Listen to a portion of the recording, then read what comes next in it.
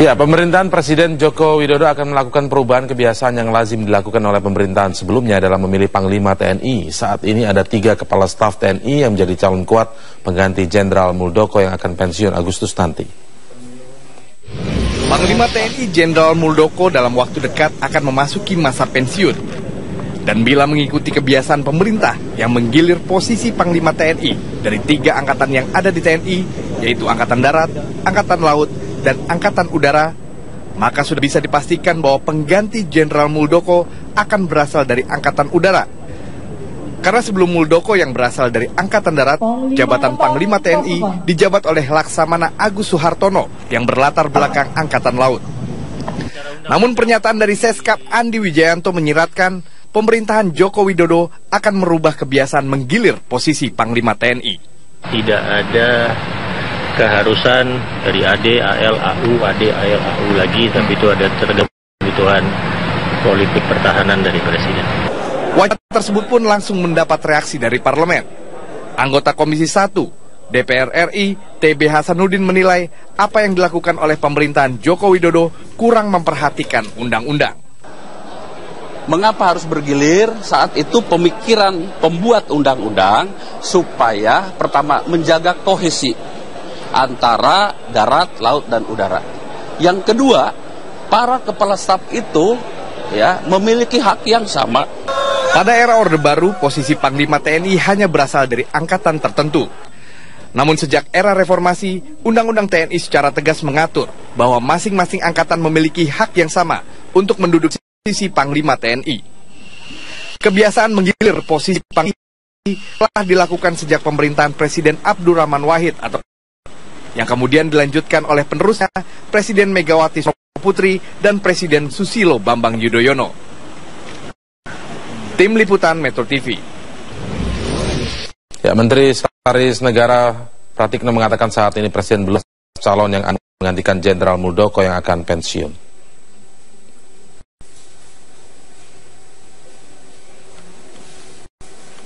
Ya, kita langsung ke segmen dialog. Apakah sebaiknya jabatan Panglima TNI digilir seperti selama ini setelah Angkatan Darat, lalu Angkatan Udara, Angkatan Laut?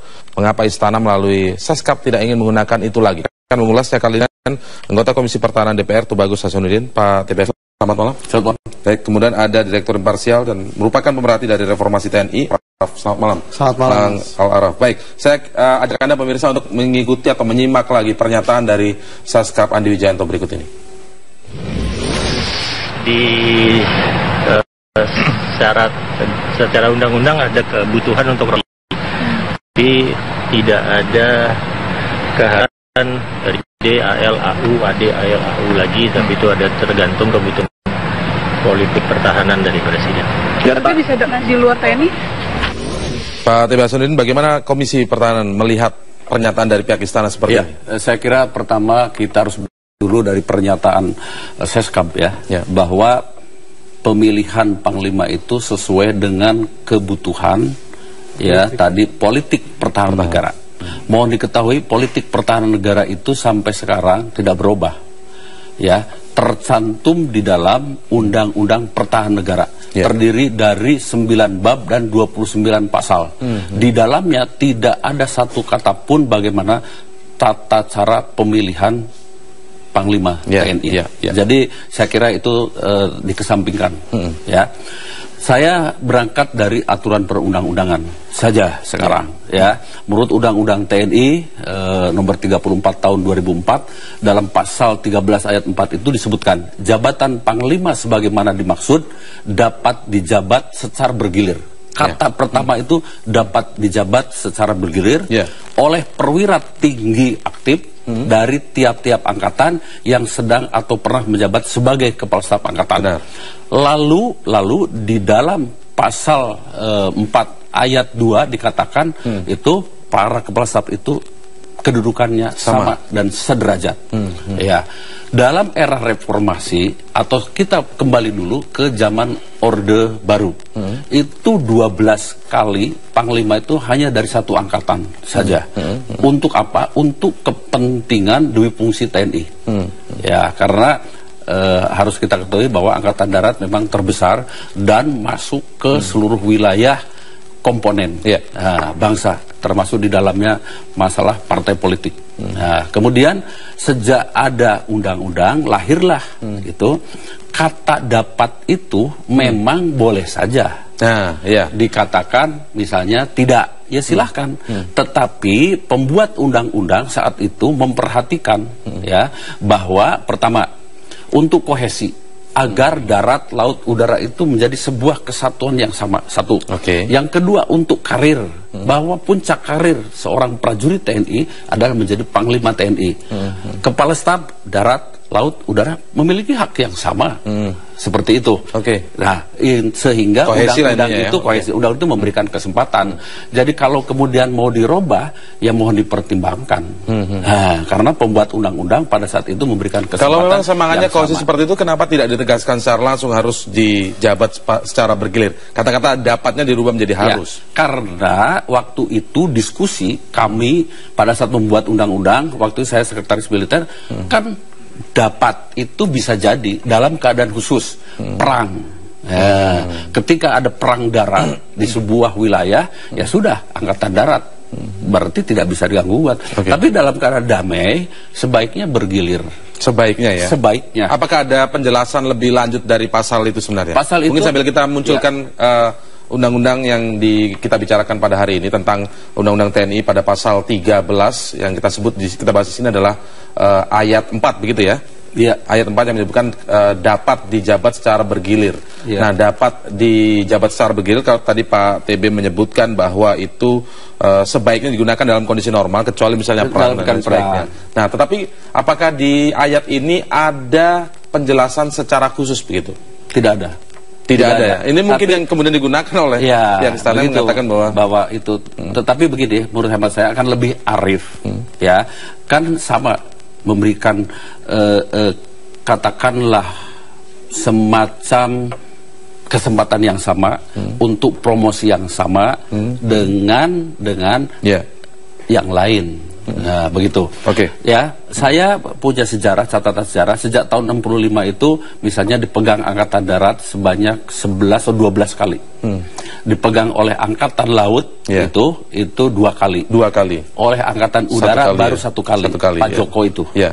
Oke, baik. Kalau Bang Al-Araf sendiri melihatnya seperti apa kira-kira? Apakah memang harus urut atau bergiliran seperti yang sudah-sudah sebelumnya begitu, dengan alasan tadi ada kohesi dan memang di pasalnya juga disebutkan dapat secara bergiliran, atau seperti yang disampaikan oleh pihak istana melalui Seskap bahwa itu sesuai dengan kebutuhan politik pertahanan presiden?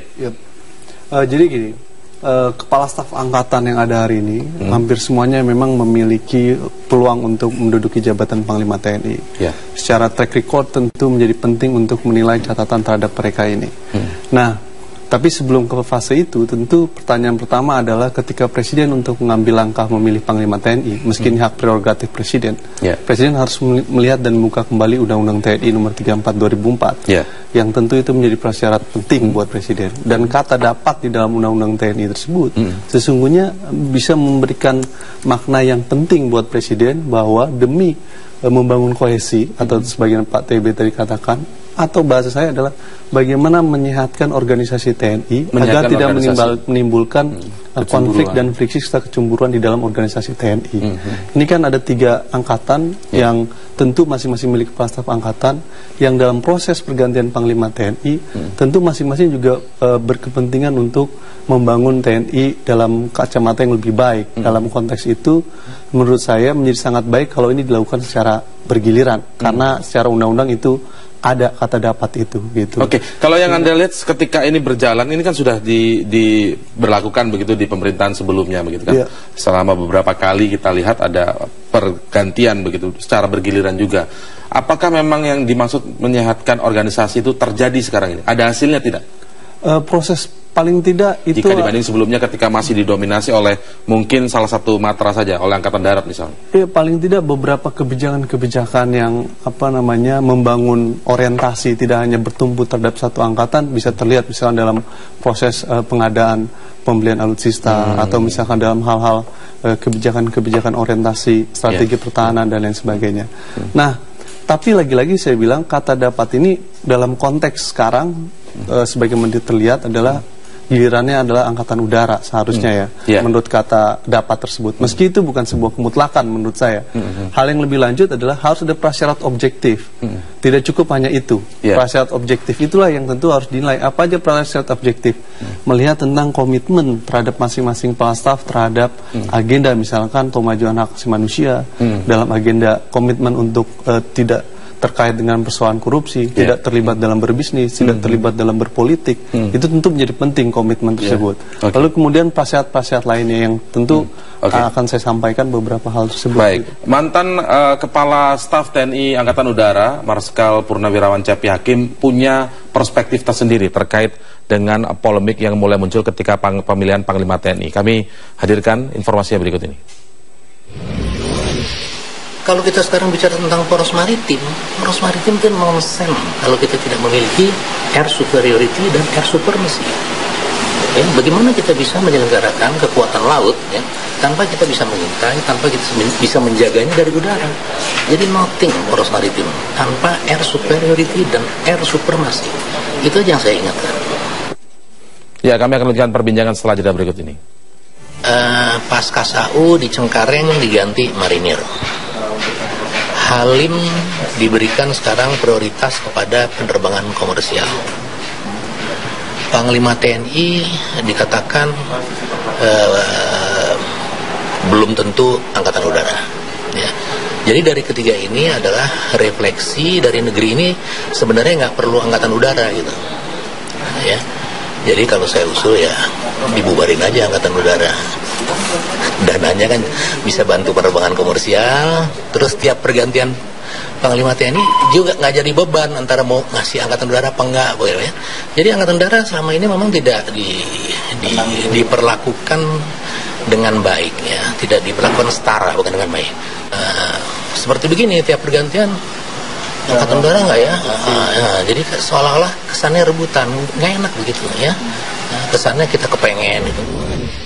Ya, Pak TB, tapi juga ada yang mengkritisi atau yang setuju tidak harus disebut kaku, bergilir, urut ini itu, urut apakah matra A, kemudian matra B atau matra C begitu. Tapi menyebutkan bahwa kalau memang ada hasil yang bagus dari hasil bergiliran itu, coba ditunjukkan dulu. Sebelumnya apakah ada masalah ketika ini masih didominasi oleh salah satu matra misalnya? Ya, saya kira begini ya.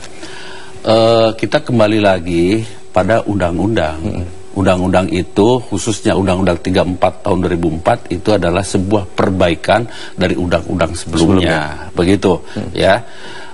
Tapi kembali lagi, kalau kita mau kata akhir, kesimpulan akhir, itu hak prerogatif presiden. Ya, benar. Iya, silahkan saja hak prerogatif. Tetapi harus dicatat, hak prerogatif itu juga harus berdiri di atas aturan perundang-undangan dan konsensus negara ini.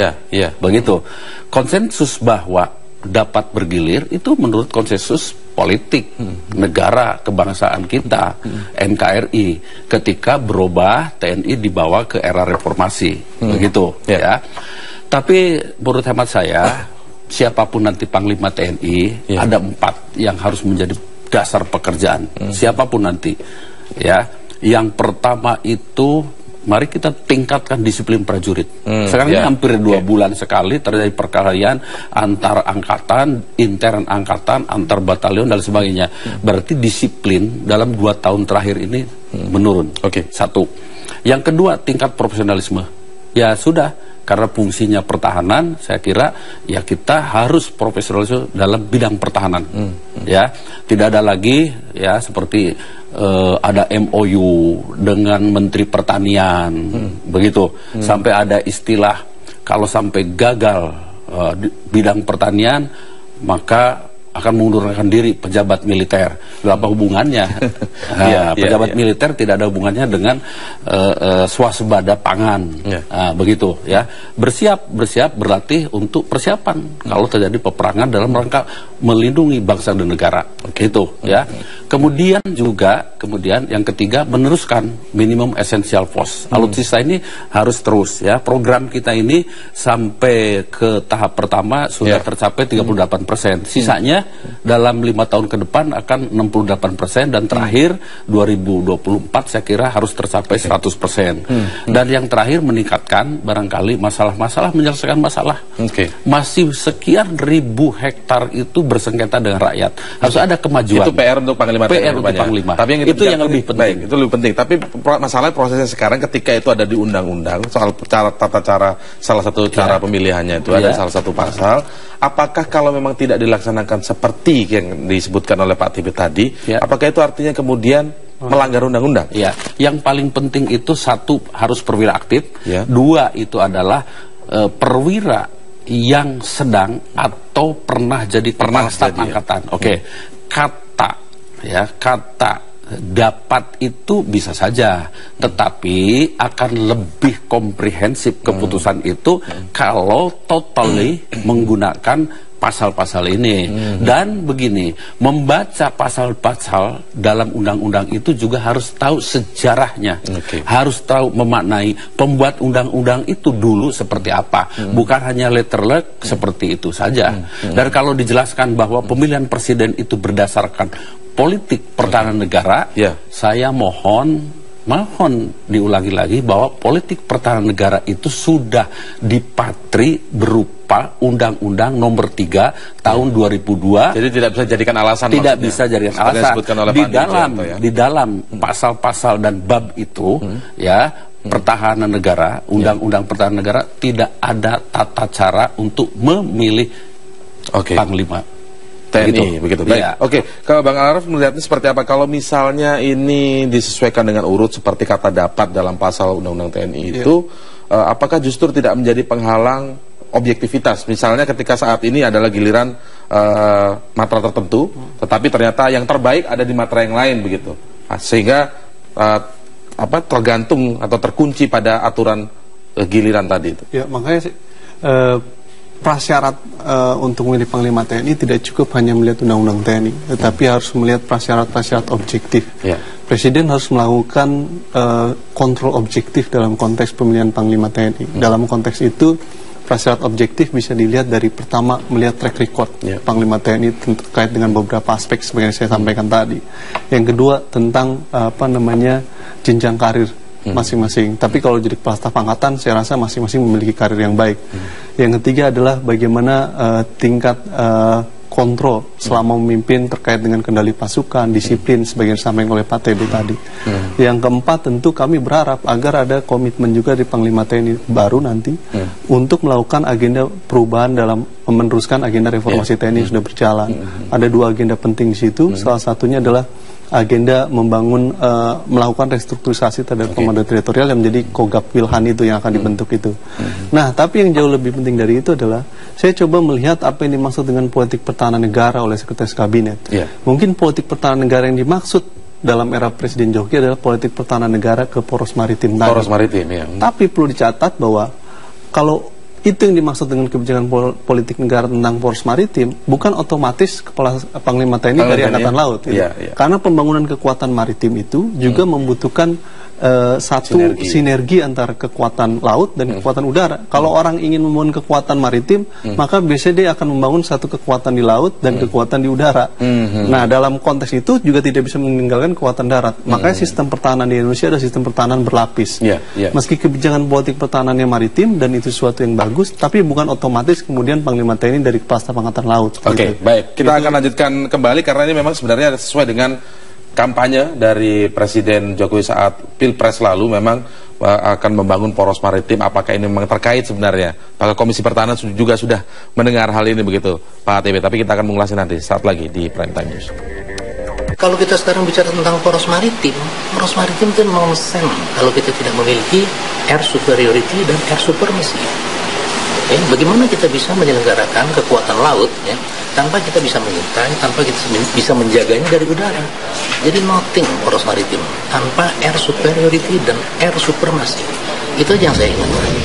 Ya, menyambung dari segmen sebelumnya, apakah memang terkait dengan semangat dari apa yang disampaikan oleh Presiden Joko Widodo ketika saat Pilpres lalu kan mengkampanyekan tentang poros maritim dan lain sebagainya begitu. Apakah mungkin dengan ada niatan untuk mengajukan Panglima TNI dari TNI Angkatan Laut karena terkait dengan semangat poros maritim ini kira-kira Pak? Iya, saya kira begini, para kepala staf itu kan sudah mumpuni. Ya, kalau ada program di udara, ya, Kepala Staf Angkatan Laut juga mendukung. Ada program di kelautan, Kepala Staf Angkatan Udara juga mendukung. Itu sudah tidak terbantahkan. Tidak terpisah-pisah begitu ya. Di era reformasi ini kerjasama antar angkatan jauh lebih bagus, jauh lebih baik. Kohesi ini jangan sampai kemudian dibuat menjadi pecah belah, begitu. Program pemerintah oleh panglima mana saja akan didukung habis-habisan. Toh lebih bagus lagi seorang panglima TNI dari manapun bisa memerintahkan Kepala Staf Angkatan Laut, siapa saja Kepala Staf Angkatan Lautnya. Program pemerintah soal poros maritim, begitu.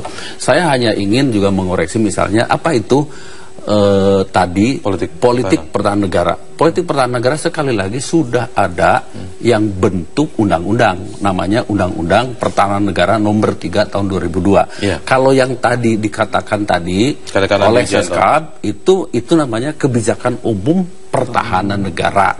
Silahkan dibuat berupa Perpres. Perpres terakhir yang dibuat oleh Pak SBY, zaman pemerintahan Pak SBY, terkait kebijakan umum ya? Kebijakan umum itu Perpres nomor 7 tahun 2008. Nah, tanggal 26 Januari tahun 2008. Nah, kalau mau bikin dulu Kebijakan Umum Pertahanan Negara, turunan dari undang-undang itu. Dan itu pun tidak harus panglimanya dari matra terkait begitu ya? Dari situ membuat program tapi tidak ada hubungannya juga dengan panglima, tidak ada. Karena apa? Begini ya, sebuah pekerjaan ini tidak perlu memiliki kekhasan. Ya, kita mau bikin poros udara tidak harus kemudian Kasau. Dari jadi angkatan, begitu. Ya bisa saja siapapun, ya kan? Menteri Pertahanannya kan harus orang sipil. Orang sipil juga bisa saja menguasai semua aspek kehidupan. Jadi kita di era demokrasi seperti ini menurut hemat saya tidak harus ada spesialis lagi. Kalau sudah perwira tinggi bintang 4 tidak usah juga dispesialiskan. Dia sudah generalis. Namanya juga general kan. Jadi menurut hemat saya ya silahkan ya diputuskan menurut hak prerogatif presiden. Tetapi acuannya dan pertimbangannya harus melihat aturan perundang-undangan yang ada. Begitu. Oke, baik, kalau Bang Araf melihatnya seperti apa? Kalau misalnya nanti ini kan ujungnya kembali ke hak prerogatif. Di undang-undang juga disebutkan kata-katanya adalah yang tepat adalah dapat, begitu ya, tidak sebuah keharusan. Walaupun tadi penjelasan juga panjang lebar tadi disampaikan oleh Pak T.B. Hasanuddin. Nah, kalau misalnya akhirnya tidak mengikuti atau seperti yang sebelumnya ketika bergiliran seperti yang sebelumnya, apa dampaknya kira-kira? Apakah akan ada ancaman akan kohesi itu atau bagaimana? Ya, mungkin kalau misalnya tidak terjadi proses pergiliran secara terbuka mungkin tidak terlihat terjadinya konflik itu, tapi secara mendalam itu mungkin menimbulkan keretakan-keretakan ataupun ketidakharmonisan. Kohesi itu menjadi sesuatu yang sulit dihindari karena pasti akan ada kecemburuan gitu ya, mengapa Panglima TNI harus korelasinya sebenarnya apa sih Bang Al-Araf antara misalnya kalau misalnya Panglima TNI sekarang dari bukan sesuai giliran misalnya lo harusnya udara tapi misalnya ini laut misalnya nih, apa dampaknya bagi prajurit di Angkatan Udara misalnya? Korelasi, kami ingin tahu korelasinya. Saya justru lebih melihat ke sebaliknya, dalam artian pembangunan kekuatan TNI itu dibangun dengan membangun satu kekuatan postur integrated armed forces, jadi kesatuan gabungan. Oleh karenanya pergiliran itu menjadi sesuatu yang penting dalam satu sisi, sehingga kemudian integrated bukan ini soal kekuasaannya bukan soal kekuasaan. Justru kita lihat dalam konteks sebaliknya. Nah, ini juga di dalam beberapa negara yang membangun Joint Chief of Staff, biasanya itu juga bergiliran, seperti di Amerika Serikat prosesnya bergiliran. Ini supaya integrated armed forces bisa bekerja dengan baik. Suka tidak suka akan ada sedikit implikasi. Meski saya yakin Kepala Staf Angkatan semua akan legowo siapapun yang naik jadi Panglima TNI, karena mereka orang-orang yang sudah teruji gitu. Tetapi juga akan sangat lebih baik dalam membangun integrated armed forces tadi. Kata dapat itu bisa ditafsirkan oleh Presiden untuk memilih secara proses bergiliran tadi gitu. Meski pada akhirnya juga menjadi hak prerogatif presiden. Tapi baik. yang terakhir menurut saya yang jangan dilupakan adalah bagaimana Panglima TNI harus patuh dan tunduk terhadap otoritas sipil dan undang-undang. Itu menjadi penting untuk menghindari terjadinya problem-problem yang disampaikan oleh Pak TB tadi gitu. Dan yang juga lebih penting adalah bagaimana kepedulian terhadap Panglima TNI terhadap kesejahteraan anggota prajurit. Ini menjadi juga sangat penting. Meski itu kerjanya anggota DPR, kerjanya pemerintah, tetapi Panglima TNI juga perlu memikirkan bagaimana memiliki satu komitmen untuk membangun kesejahteraan prajurit. Ini bukan sesuatu, ini merupakan sesuatu yang penting dan mandat undang-undang. Kita lihat prosesnya nanti, apakah memang nanti akan, karena kalau berdasar dari undang-undang kan, ini juga akan diproses di DPR. Reformasi di lingkungan TNI itu sudah berjalan dengan bagus. Menurut hemat saya, reformasi yang paling bagus di Republik ini ya di TNI, ya dibandingkan dengan bidang-bidang lain di tempat-tempat lain. Jadi please lah. Jadi jangan ada sesuatu yang kemudian menimbulkan hal yang berdampak negatif. Sudah, mending biasa-biasa saja. Kita lihat nanti prosesnya juga karena harus mendapat persetujuan DPR. Kita lihat nanti prosesnya di Komisi 1. Terima kasih Pak T. Basudin, Bang Al Araf telah bergabung bersama kami di Prime Time News.